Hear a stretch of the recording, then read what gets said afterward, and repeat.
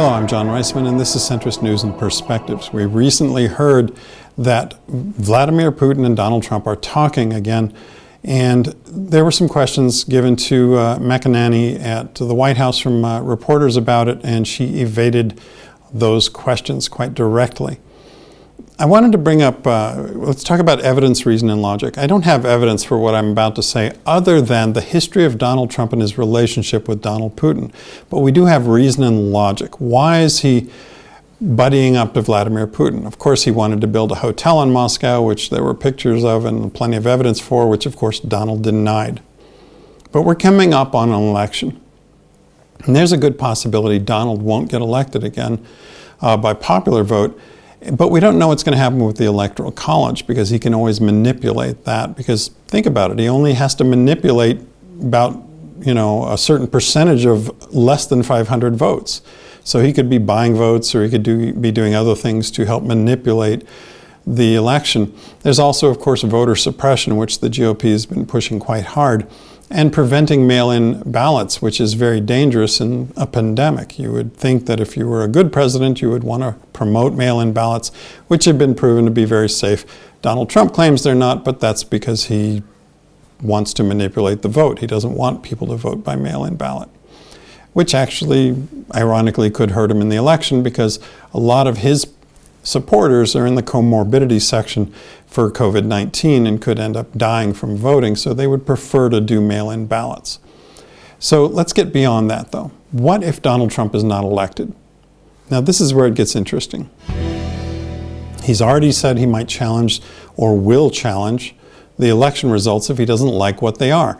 We know that when he infers these things, he means them, because we've seen that throughout his history, not just in the presidency, but even before then.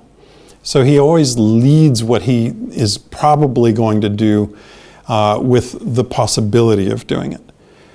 But what would happen if he soundly loses and knows that he's going to be investigated solidly by the opposition?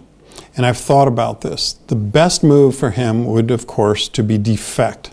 Now, what country would he defect to? He's not going to go to China, unlikely Saudi Arabia, but he'd probably defect to Russia because he can make a lot of money selling American secrets there.